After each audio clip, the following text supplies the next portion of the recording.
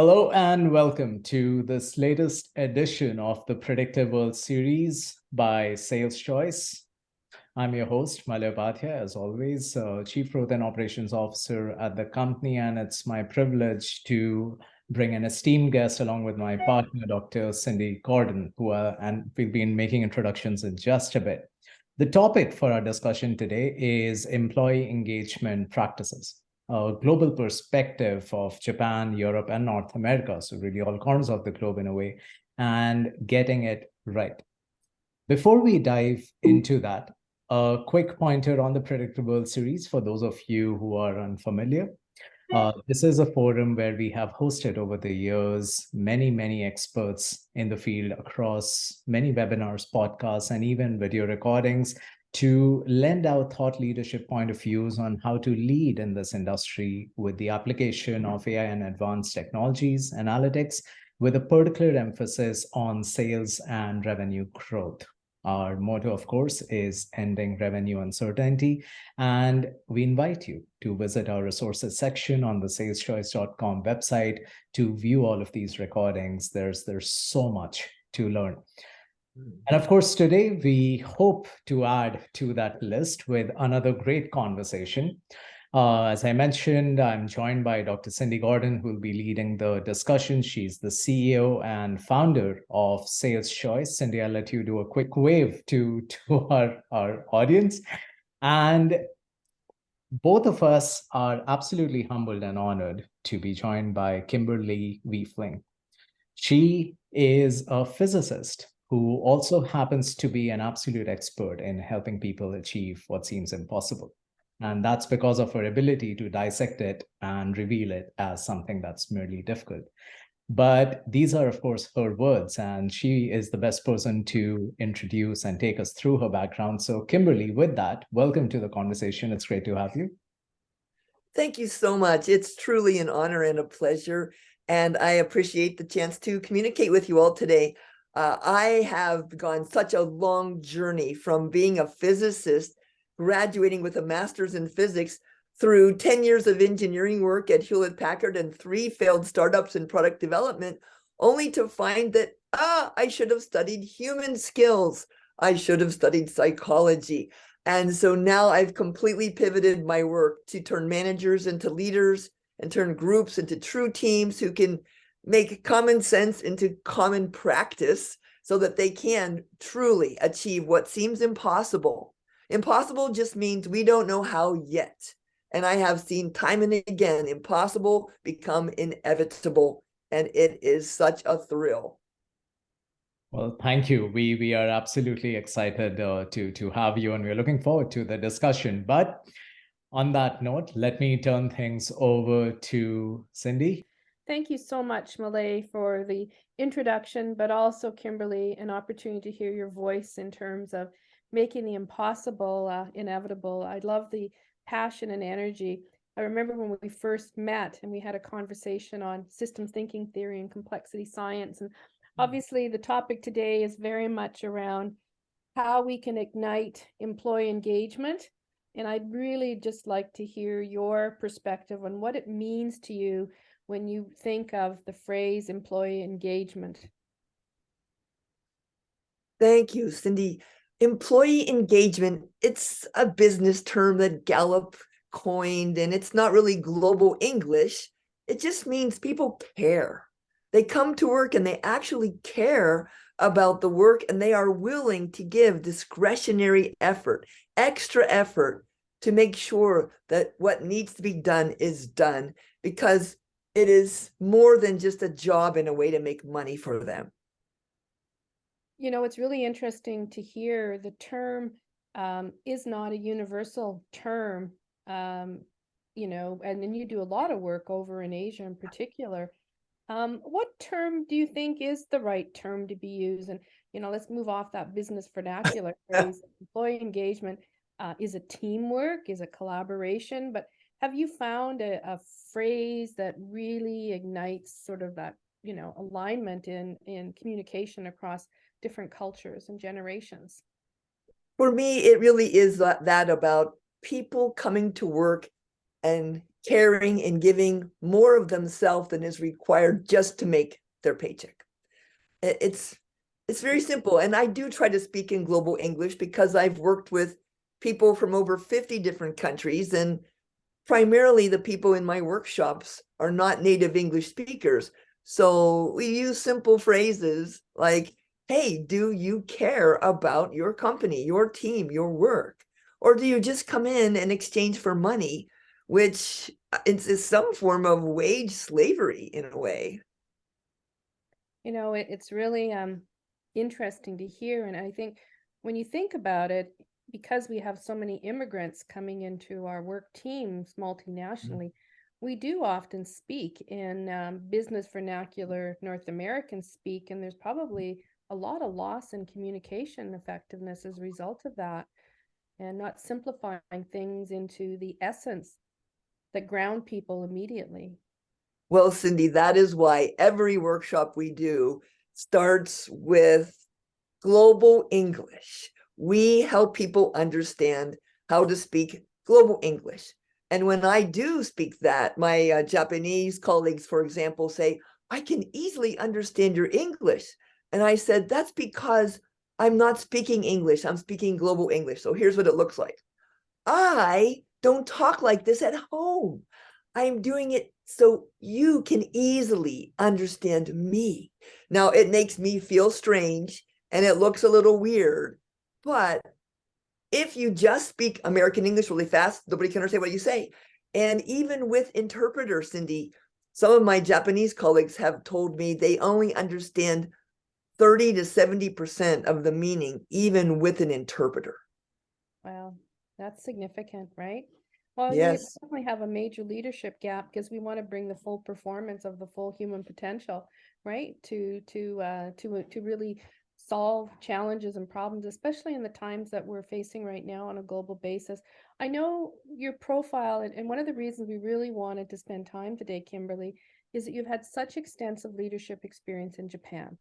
And I've had the privilege of visiting that country. I've not had the privilege of working with Japanese business people, but I would really love you just to share, how is employee collaboration, teamwork in Japan, and do you see any changes? We know in terms of their shifting demographic, right? They have one of the most significant aging populations in the world.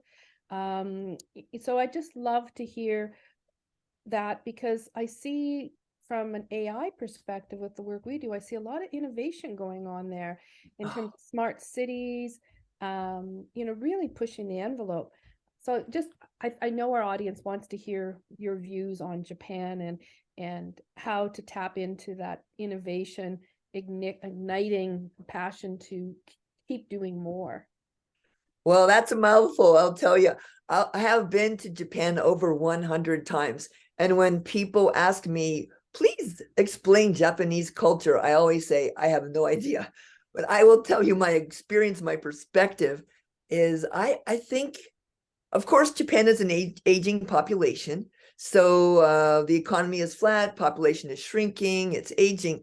But the younger people in Japan that I've interacted with, more in the middle layers of organizations, they seem to have more in common with the younger people in other parts of the world that I work with, like Europe and the US, South America, than they do with the older generation. My dad, when he went to work, he hated his job, he hated his boss, he went to work so he could buy food for his family and pay the bills. And that's really a different mindset. Whereas today's generation is like, we want to be fulfilled at work and we want to have something that's gratifying. And in particular in Japan, the older generation's command and control style of managing is what's contributing the most to the low employee engagement. In fact, Japan has the lowest employee engagement in the world for any developed country. According to Gallup, they measure only 6% of employees in Japan are engaged, which means 94% are either not engaged, just showing up to get their paycheck, or actively working against their own company. So, clearly, that's a significant gap. And so what are is either the government or other thought leaders doing to really build that leadership capacity to really, really be a leader? Because they're a leader in so many other fronts. I wasn't aware of that. That's actually, I'm curious, what are people doing to make it better? Yeah, well, it's such a huge gap. And let me just say, Japan, 6%, world average is only 15%, but the best country in the world for employee engagement is the US at a measly 33% last time I checked. So it's not good anywhere, but Japan is changing. For example, one of my favorite clients to work with is Kurare, and they don't mind me saying their name. They have been doing a 7-month global leadership program with us for the last 16 years. We just finished the 20th version. And every time they send like 20 to 25 of their people from 10 different countries, all mixed together to these 7-month programs. Now, before COVID, it was 5 days in Germany, 5 days in the US, 5 days in Tokyo, and they work together on impossible projects. And in the 16 years and 20 programs, over 400 graduates and 80 impossible projects, about half of them have happened. And these people start off, oh, they're from different countries. And yeah, some of my problem is you. And by the time they're done, they love each other. You'd think you're looking at siblings there as they present people from Singapore, Japan, China, Germany, US, Brazil, all presenting on the same team in front of their scary executives and saying, yeah, come on, we're going to transform this company. Now, when you have a company of 11,000 people and 400 of them have gone through this life-changing, mindset rearranging experience, now you have a critical mass and you can start to really change the entire company. Personally, I wasn't willing to wait 16 years. I never imagined we'd still be doing this, but they've already scheduled the 21st program. Well, congratulations. Well, you know what? You're when you think about your physics background, right? And you talk about an energy force, you're really applying social network density enablement layers, right? And those clusters are very powerful. And the fact that you've got a success of, 48 or 50% of those initiatives actually came to fruition in terms of innovation statistics, those are remarkable. So, applause to your leadership and your team, but also for the wisdom of the executives in the company, having that foresight to really understand that they had a 20-year vision. They didn't have, and that's one of the things, as we both know, is endemic and a major issue here in North America. So let's get back a little bit more, and love to just hear in the sense of, obviously we've got limited employee engagement, even though North America is, at 30%, that's still not good enough, or 33%. What are your perspectives on which companies are really doing it well? We look at a global basis. Obviously, you've highlighted one client in Japan, but are there other stories that you can share as to who's doing it right? I had the pleasure many years ago of working with a company called Intuit, a maker of QuickBooks. And I was amazed. When I do my workshops, I try to trick people into competing instead of collaborating, or to be, dysfunctional in some way.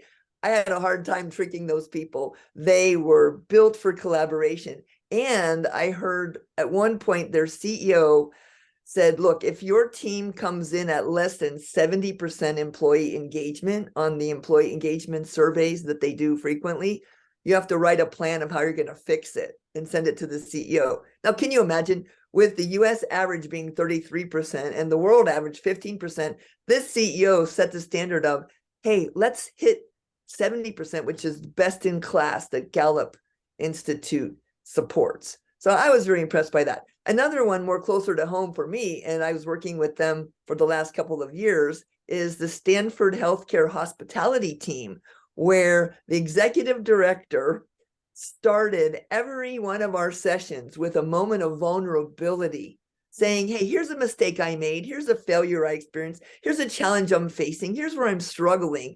And she oversees like a 700-person workforce that pushes the wheelchairs around and makes the food for the thousands of people in the hospital. And I have never seen a team that engaged ever before. It's really incredible. Well, you know, one of the key, well, first of all, the Intuit story, there's a couple of aspects which are really quite unique. And one is the CEO requesting that that plan be sent to me personally. So that clarity of conviction, clearly this was a very significant KPI that he could see that higher engagement, we will grow because our people will find a way. That kind of personalization on authenticity. Very seldom do you hear stories like the one you just shared. In terms That's of true. Unfortunately, a lot of companies are still focusing on profit as a goal. Profit is the result of achieving a goal, like delighting customers or delivering products that meet a desperate need or a painkiller for a pain. It's not the goal, it's the result. And Harvard Business Review years ago published information saying companies that set profit as their goal make less profit. So we really need to set goals that are more aligned with the outcomes we want to create. And then make sure that we use a balanced scorecard approach, measuring things that matter, not only from the financial side, but from the intangibles. Yeah, the other key point you mentioned is the vulnerability of the leaders to really have that transparent, authentic conversation and the courage to just put it out there that they don't have all the answers. And I know Malay and I were speaking about vulnerability of leaders. I think last week there was a piece that he'd mentioned in Harvard as well that had been published recently. And so, I remember even when I was at Accenture years ago, we had brought in experts to talk about just chilling more and taking your suit jacket off and not being so buttoned up and just exposing that raw kind of, we are humans, right? And we have emotions. Well, Cindy, I'm a physicist, so I love data. My scientific background gets the best of me sometimes. So I looked at data of why teams fail to achieve their goals. And in one study, over 80% of the teams that MIT Sloan studied failed to achieve their goals. And the number one cause was they did not build trusting relationships in their team. And the number one way for a leader to build trust is to make themselves vulnerable so that it's a safe space for other people to do the same. So true, right? And trust is something that can be so easily broken as well. And so to bringing my physics background too, you and I both know that trust, there has to be reciprocity and that there has to be that back and forth energy force to strengthen that dynamic, right? And how fragile. That's why your point about creating the clusters where those tribal warriors have depth because they can handle the forces of nature and go through things. Fascinating, isn't it? But you know what? I want to just mention that the organization chart is not a good guide to the real relationship network. As you pointed out, it is a network. And if you look at the org chart, it looks so old and hierarchical. But if you connect people across borders and boundaries of every kind through these really meaningful, in-depth experiences, like a 7-month journey where you've got to present your pitches to the senior executives in Tokyo about how to transform the company for the better, oh, you form bonds way stronger than any org chart. Absolutely. No, I remember when I did my doctoral thesis, it was all on this. Oh, we could have so much more fun now. We'll have to get together and do a deeper sharing. Let's continue on. One of the things that we've kind of touched on are some of the aspects of having authenticity, vulnerability, simplifying the language. You mentioned balanced scorecard. What other things do you think executives or leaders need to do? If you had to say maybe even 3 or 5 things when you wake up in the morning, these are your Kimberly Wiefling's 3 points of wisdom. What would they be? Well, I'm going to take my wisdom from the experts at Gallup because I think 30 years of research carries some weight. So my wisdom is based on that. So first, people need to know what's expected and they need to have support to do their job. Now, last time I looked at the data on this, only 40% of American workers knew what was expected of them and felt they had the support to do their job. So be there for them. And then make sure that you encourage them, that you care about them, that you recognize and appreciate them. And don't ask a fish to climb a tree, right? Make sure you put people in a position where they can be successful and they can be appreciated and recognized.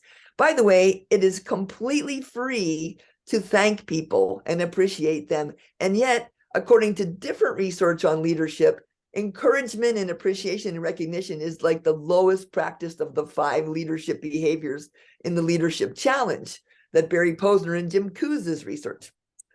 And then feeling like people really belong. They want to feel there's a purpose beyond profit, a mission that matters, and they are contributing meaningfully to that mission. So you got to find ways to design the organization so people can all look up, see that North Star, and see how what they're doing is contributing. Famous story, back in the days when the US was trying to go to the moon, and President Kennedy met someone sweeping the floor at NASA and asked them, "What's your job at NASA?" They didn't say janitor. They said, "I'm helping put a man on the moon." And finally, people need to learn and grow. They need to perceive progress.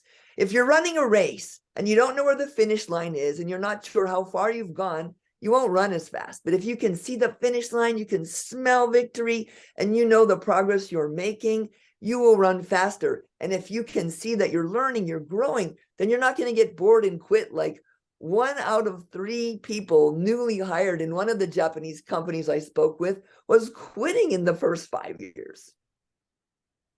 Yeah, that's a third of the that's and have they been able to stem the tide, or is that something that you see a lot in Japanese companies, or is this an isolated example?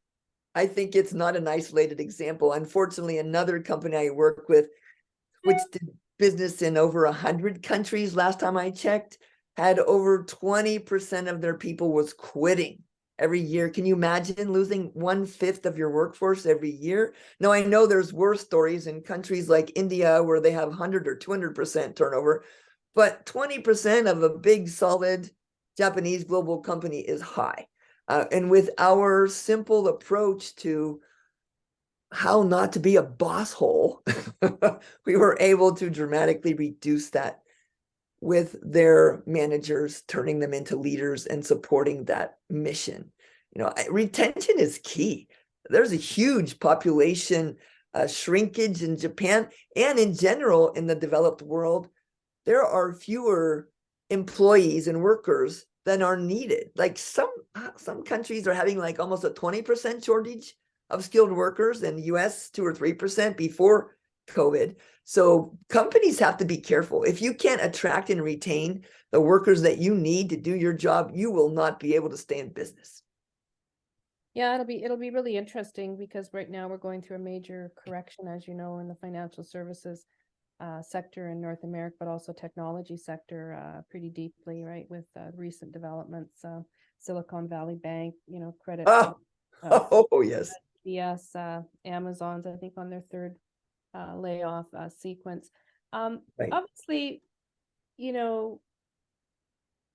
board directors, in particular the chairman, have a responsibility to ask the CEO the hard questions to ensure that strategy and corporate purpose in particular are being positioned well for not just the stockholder realities, but also for ensuring the sustainability of the organization. What question, if I was the chairman of the board, what would you advise that all board chairmen maybe ask of the CEO? If it's one question, what would you say they should say? I would ask them, what is your voluntary turnover rate? Okay, so make sure in other words, make sure you know your metrics on attraction and retention, in particular in the turnover risks. It's the biggest indicator of a problem. Now, too low of a turnover rate can also be a problem. If it's only 2 or 3%, it's like, ooh, are people just retired on the job? But if you've got 15, 20% turnover rate, that is a clear sign that leadership is, shall we say, less than suboptimal. And you might have one of these sick, twisted, toxic, dysfunctional organizations that suck your will to live. So, I mean, it's really important that the chair and the board and the investors ask, what are you doing to make sure that you attract and retain the best people to do this work? And that requires a healthy work environment. It requires great leadership where leaders are admired and willingly followed, not because they're your boss. And it requires an engaged workforce who comes to work willing to give discretionary effort because they truly care about the purpose, the mission, and what they're trying to create for each other at this company. Kimberly, it strikes me that one of the opportunities is, obviously we all know that chief HR officers, they have a number of survey methods, right? They do their annual employee satisfaction survey, and most use a third-party source. And there are questions there to rate how effective you are in engagement. Plus, you could see the metrics you mentioned. Those practices, as you know, are an annual process. Now we've got pulse surveys, maybe every, varies. Sometimes companies it's every month, but they can alter the questions and they kind of do little snapshots. We've been doing a lot of research here on real-time 7x24 mood intelligence, and to correlate and to predict the futures with AI. Where do you see, the innovations for daily check-ins and much more intensified engagement, where not just mood, but that dialogue can all come together, rather than all these sporadic, probes? Well, I'm sorry to say the best breakthrough innovation I've seen on that, Cindy, is when I went to one of the bathrooms in Asia. I think it was Singapore. And when you come out, you press a little smiley face or a frowny face to say what your bathroom experience was. So that is the one place. And also, after going through immigration in some countries, you can press a little smiley or frowny face depending on how you experienced it. That's real-time feedback. Now, unfortunately, if you look at the leadership challenge model, for example, one of the 30 behaviors of the best leaders on planet Earth who are admired and willingly followed is asks for feedback on how their actions affect people's performance. And of all the 30 things that the best leaders do, that one is the least practiced on planet Earth. So there is a hesitancy to ask for feedback. And I can personally tell you, when I go into organizations and the executives say, come and help us, Kimberly, and I go and I talk to their people and I get some feedback, and some of it inevitably includes, here's some things that executives are doing that's not really aligned with what we want, and maybe the executives are contributing to some of the problems. When I go back to the executives and say, hey, here's all the feedback, and I have some feedback for executives, are you interested? Oh yeah, they're interested. And then I tell them some negative thing. The first question they ask me, who said that? So I don't think that executives, the ones I've talked to, I don't think they really want honest feedback. They don't ask for it globally, according to this research on the Leadership Challenge. And when I personally give it to them, they just want to know who said it. And after that, Cindy, quite often, I am no longer required in their organization to support the work that we're doing. So that goes back to the confidence of the DNA of the leadership, to have the skills to know all ears are important and all voices count, right? So it's maybe there's one of the areas that we need in our educational systems, even in school, because, asking people how they are feeling and asking for feedback is a communication skill, right? Oh my gosh. So I went to college for 7 years. I had one communication class, and in it, I asked the professor, what can I do if I don't want people to talk to me? So absolutely right. We need to integrate human skills. Now, one of the challenges, I live in Silicon Valley. I work with a bunch of brilliant technology people, and I myself come from a technology background. And some of my friends of mine have called what I do touchy-feely crap. So now recently I've started to see a shift. Peter Bell of the CTO Connection held a CTO summit recently where I was amazed to see talks about empathy, about trust, about feelings, about communication. And I think there is a trend shifting in this direction where technology leaders are starting to understand the value of what used to be called soft skills. And I refuse to call it that. I call it human skills. And the other challenge is feedback. Feedback, we are not taught how to skillfully give feedback. Feedback is not the same as criticism. Feedback is helping the other person achieve something important to them. And it starts with what's working. Keep doing it or do more of it. And then it goes to, okay, what to change to work better. But we're not very skillful on how to give feedback that includes what's working and what to change. We tend to go into the role of criticism. And when we start to criticize, it's like, you change for me. Instead of, here, how can I help you achieve what your goals are for your contribution here? Yeah, I remember, I'm sure you're well aware of the appreciative inquiry and appreciative listening and having a dialogue has purpose and is one that can help people really learn, and adults need to learn in many different modalities as well, right? Well, I've heard that human beings need 10 or more positive comments for every one negative to feel equal. And when I ask people, okay, who's receiving 10 positive comments at work for every one negative? No one raises their hand, and they're thinking, oh, they're the victims. Okay, and then I ask the next question.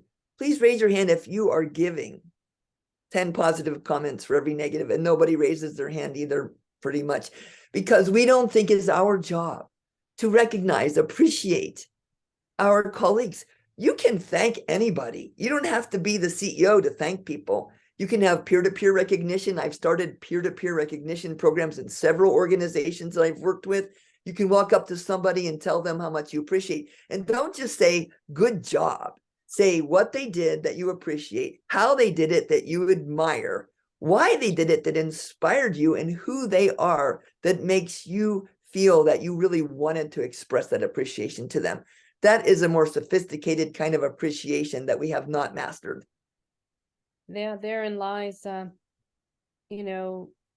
importance of teaching leaders to communicate effectively and to integrate more of the human skills.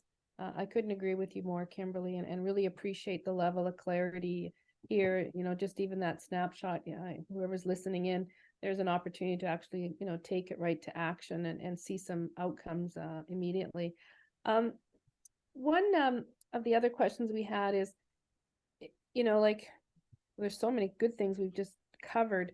But in terms of a leader tomorrow morning, would your coach, or like not the board of directors, not maybe the C-suite, but maybe mid-management, what would you say they should do to change their leadership behavior immediately? Is it just taking what you just said in the recognition side to just kind of bolster up? Is it to ask a lot of open-ended questions? Usually leaders know their own individual style, right? They know their tempo. But getting anybody to change their behavior, it's hard work, right? And it's hard work. They need to practice. And what we often don't do well is rehearse at business. Oh. So I'd love the your number thoughts. one thing that people could do as a manager is realize that you need to lead people and manage stuff. Lead people, manage cows. Nobody wants to be managed. And that means setting direction, aligning people in that direction, motivating and inspiring them to go in that direction. But in order to do that, you need to listen to them until it's physically painful and you want to dig your heart out with a rusty spoon to find out, what do they care about? What do they want? Because if you can find out what they care about and what they want, and then show them how supporting the organization's goals can help them achieve their personal goals, you will have dynamite for a team. It is amazing. So listening, and asking and finding out what your people care about and what they want and need, and then showing them how to reach their own self-interest through supporting the team. So Kimberly, have you read the book Everybody Lies, or aware of that? No, tell me about it. Well, I just ordered the book. I was just told about it. I was talking to the CEO of HR.com, Debbie McGrath, last week, someone I really admire because she's got the global network of HR executives. And apparently in that research, it says that, you know, many people lie on these surveys, like these employee satisfaction surveys. But the in the moment dialogue, like you gave the analogy of you've got that happy face and you're just going to punch it in. But it has to be right there in the moment. So we, as you know, we've shared a little bit, we've built this new software, it's AI, and it checks your mood every single day with a happy face, you know, or an angry with reasons. Yes, and just kind of like that, and you know, and maybe you can gamify. Exactly, that's a good one too. So, but you know what? We have it also has a little bit of lightness and humor into the workplace. And in our research with focus groups, they also said they wanted more emojis. They wanted to play more. And but those are another vehicles of feedback. Any thoughts on how the tools need to shift so it kind of creates that personification of how people are really communicating in their text channels a little bit more? You know, I have actually seen recently a company that's starting to show emojis, big emojis in cars, so that when people are driving past one another, they can show emojis to each other of appreciation or thank you or whatever, right? Yes, we need to make it easy. The worst thing someone can ask me is, how are you? Because I know I have to respond fine or good. My friend Patrick Cowden, who's created a magnificent tool to support this, he asks, how are you really? And just that small change alone can make a huge difference. Because when you say, how are you really? That means I don't want you to just say the polite, socially acceptable answer. And yes, if we can gamify it, if we can say, let's show emojis and emoticons instead, really only about 30% of human beings can identify how they're feeling accurately. It's not something that we're necessarily good at. So we need to help people, give them tools so they can express something beyond words. If you ask me how I'm feeling right now, that's very complicated. But you ask me to pick from a couple of emojis, maybe I can do that. Interesting. It kind of just builds on, you know, the research that on permission to feel that was written by Dr. Mark Brackett at Yale, which really was the catalyst for us to dive deeper into emotional mindfulness and, you know, start crafting some software enablements and definitely on a journey. Thank you so much, Kimberly, for all your insights, all your sharings. I know anybody listening to the podcast is going to benefit with practical insights.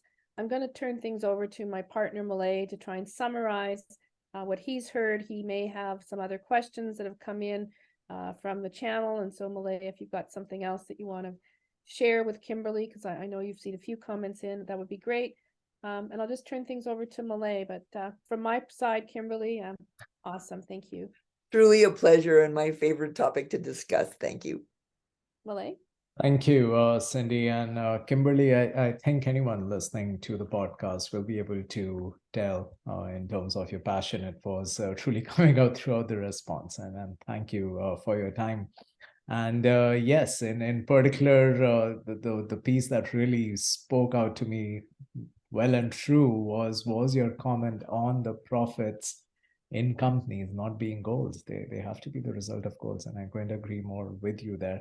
I would like to thank you, of course, for your time here today. Truly my pleasure, Millie. Thank you. We have on the screen for all our viewers a host of links that you can contact Kimberly on or visit to explore her many content deliverables, assets, books, and YouTube videos. I will hold the screen, of course, for a bit, and you feel free to visit there.